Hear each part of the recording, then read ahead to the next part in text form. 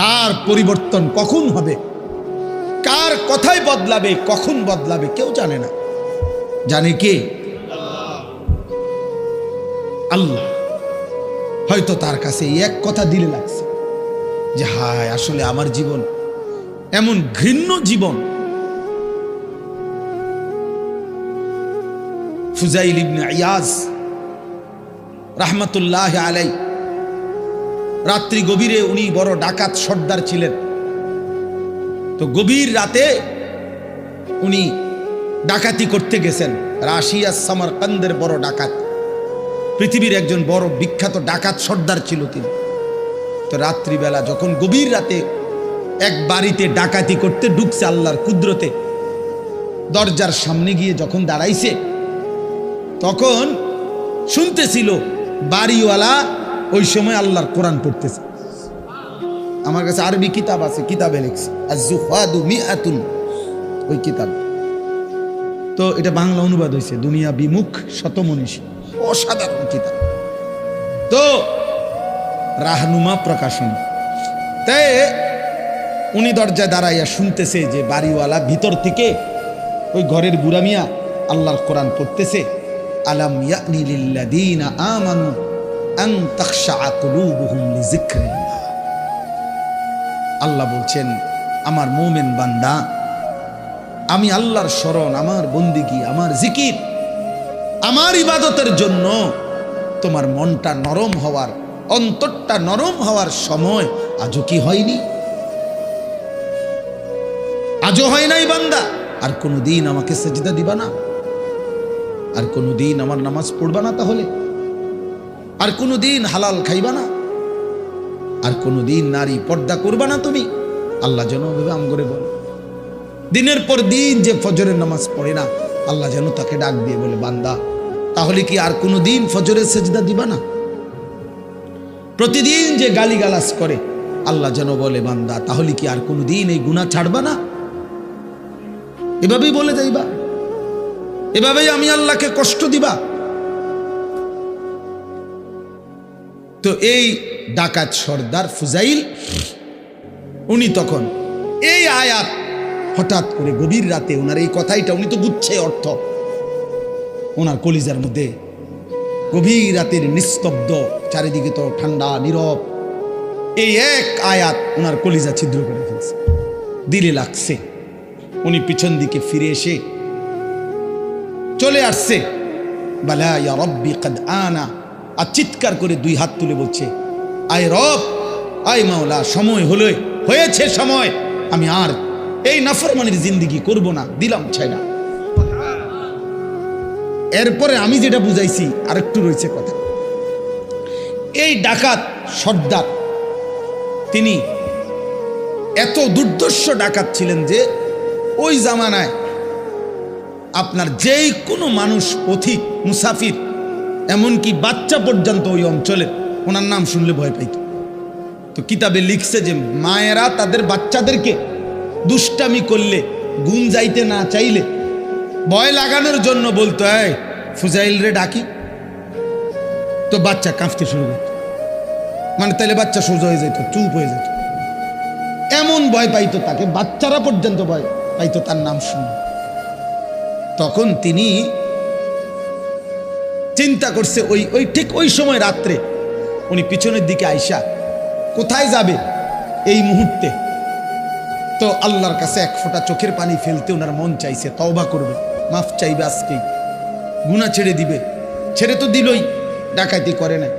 তো লিখছে যে পার্শ্ববর্তী একটা খালি ঘর একটু দূরে, এমনি সারা বাড়ি আর কি, এটার মধ্যে মানুষ থাকার কথা না, এইখানে উনি একাকী মনে করে নিয়ত করছে যে এখানে ঢুকে আমি একটু নীরবে চোখের পানি ফেলে আল্লাহর কাছে এই রাতেই তওবা করুন।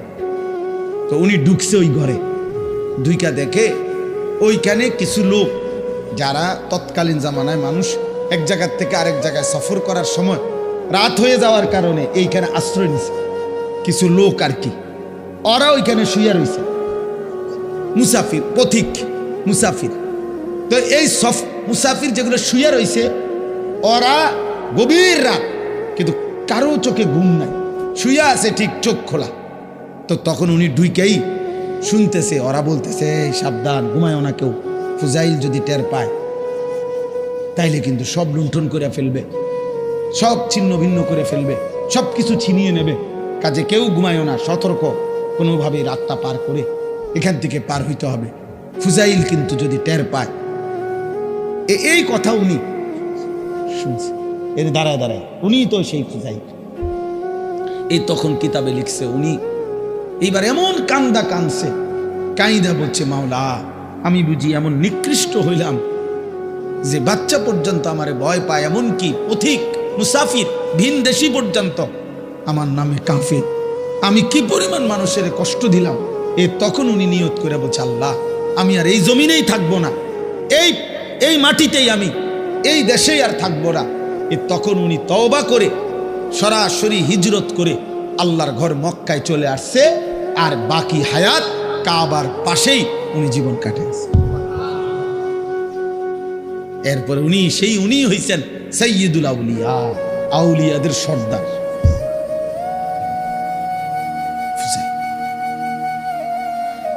তাইলে বললাম আর কি, যে কোনো কথা, কোনো এক আচরণ, কোনো এক শব্দ অনেক সময় চেঞ্জ করে ফেলে, জীবন তোলপাড় করে ফেলে, জীবন পরিবর্তন করে ফেলে। আল্লাহ তোমাদেরকেও বদলে দিক। তোমরা যারা কিশোর ছেলে, নওজোয়ান ছেলে, দোস্ত, তোমার জীবনের কদর করা উচিত।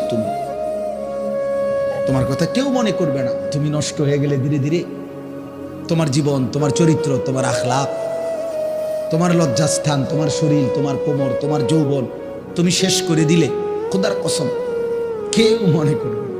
এই যে মেয়েরা ঘুরছে তোমার সামনে সামনে, যে নর্তকীরা তোমারে দেখাইছে শরীর, যে অসভ্য মোবাইলের বেহায়া নারী তোমারে শরীর দেখাইছে, তোমার জীবন শেষ করে দিছে, ওই হাইওয়ান নারী জীবনেও কোনোদিন তোমার খবর নেবে। আল্লাহ তাআলা বলতেছেন যে আমি তোমরা যাদেরকে অর্থবিত্ত, সহায় সম্পদ, টাকা পয়সা, ধন দৌলত দুনিয়াতে দিয়ে যাচ্ছি, তোমরা এটা ভেবো না। আল্লাহ বলে নাফরমান মনে মনে ভাবতেছে আল্লাহ তাও আমার উপরে রাজি, নইলে আমার এটি দেখা, আমার এদিকে কি সুন্দরে ভাত তরকারি খাওয়া, এত চুরি করি, আমার দিকে কোনো অসুবিধা হয় না, বুঝেন না কথা? আমি এত সিটারি করি, আমার দিকে কোনো অসুবিধা, কত সর্দিও হয় না। কত ভালো মানুষ দিয়ে দেখি আজ 10 বছর বিস্তার করে রয়েছে, লড়েও লড়তেও পারে না। আমরা কি কারবারটা কি? আবু লাহাব মক্কার কাফের, নাম শুনছেন না আপনার? নবীজি সাল্লাল্লাহু আলাইহি সাল্লামের বিরোধিতাকারীদের মধ্যে সবচেয়ে বেশি বিরোধিতাকারী যে কয়েকজন, এর মধ্যে একজন আবু লাহাব। সাহাবীরা ওরে বলতো, নবীর সাহাবীরা, এই আবু লাহাব। আবু লাহাবের একটা বদঅভ্যাস ছিল, নবীজি যেখানেই কাউকে কালেমার দাওয়াত দিতেন, মানে কাউরে ইসলাম বুঝাইতেছে মনে করেন, হে পিছন থেকে একটু দূরের থেকে ওর দিকে তাকাইয়া কইতো সাবধান, ধরা খাইও না, একবারে মারারিবা, আর বিড়ি খেতে না, ইতান হইলে সিটারি যে করতে এত সুন্দর, ইডিহার করতে না, বেডি সাউন্ড, নাটক সাউন্ড, সিনেমা সাউন্ড, এটি সব ছেড়ে দিতে হইব এই মৌলবীর কথা শুনলে। হ্যাঁ, মানে বলতো না না।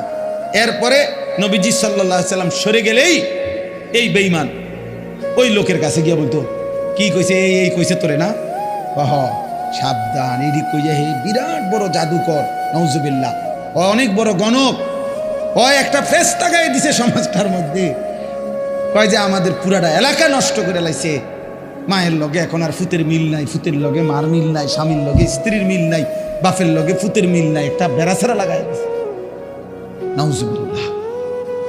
এইভাবে সে বলতো। তো তাফসীরের মধ্যে আছে, নবীজির বিভিন্ন সাহাবীরা ওরে বলতো, আবু লাহাব তুমি যেই বাড়াবাড়ি করতেছো, আতলারো, তোমার তো আল্লাহ তাআলা এই হাত অচল করে দিতে পারে, আল্লাহ তো তোমারে ধ্বংস করে দিবে, হাত তো অচল করে দিবে, তুমি নবীর এভাবে বিরোধিতা করতেছো, সারাক্ষণ লাগে থাকো তুমি পিছে পিছে।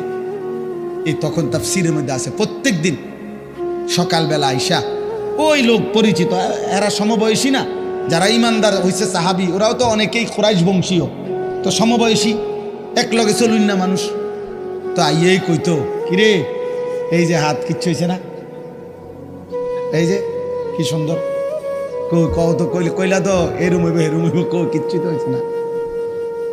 এই এত বড় হারামি আছে, হারামি দ্য গ্রেট, হারামির এক শেষ, ওই অহংকার করত।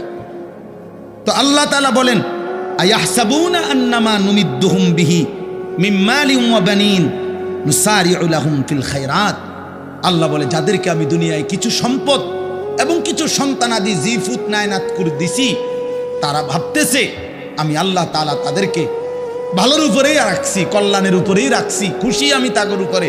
তারা মনে মনে ভাবতেছে না, বাল্লা ইয়াশউরুন, আসলে তারা বুঝতেছে না যে শুধু সম্পদ, শুধু সন্তান, শুধু অর্থ, শুধু ক্ষমতা, শুধু সুস্থতা, দুনিয়াবি কোনো চাওয়া পাওয়া পূর্ণ হওয়া, এটা কোনোভাবেই আল্লাহর সন্তুষ্টির কোনো পরিচয় নয়। আল্লাহর সন্তুষ্টির পরিচয় নয়। বাঘের, সিংহের, গরুর, ছাগলের কোনোদিন সর্দিও হয় না, কাশিও হয় না, ব্যায়ামও হয় না, পেটে ব্যথাও হয় না, ডায়াবেটিসও নাই, গ্যাস্ট্রিকও নাই, কিচ্ছু নাই। তাহলে তো আল্লাহ তাআলা সবচেয়ে বেশি সন্তুষ্ট জানোয়ারের উপর, নাকি? কথা বলে না কেন? তাহলে এইটা নেই, পেটে অসুখ, মাথা ব্যথা নাই, ভাত খাইতে আসি, ঘুম যাইতে আসি, এটাই যদি প্রমাণ করে আল্লাহ সন্তুষ্টি, তাহলে তো জন্তু জানোয়ারের এগুলো আরো বেশি পূরণ হচ্ছে। হ্যাঁ, কোনো হাসপাতাল নাই, চিকিৎসা এত বেশি কিছু নাই।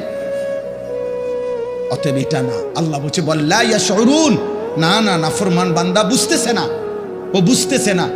ভাত খাইতে দিচ্ছি বলে, ঘুম যাইতে দিচ্ছি বলে আমি এটা প্রতিদিনের জন্য বলি যে আরে ভাই, কেউ কেউ আসো তোমরা ছেলেরা, হয়তো মনে করছো কোনো রোগ নাই, শোক নাই, কেউ বাধা দেয় না, সব মন মতো চলতেছে, মন মতো তুমি ভেবেছ এভাবেই চলবে।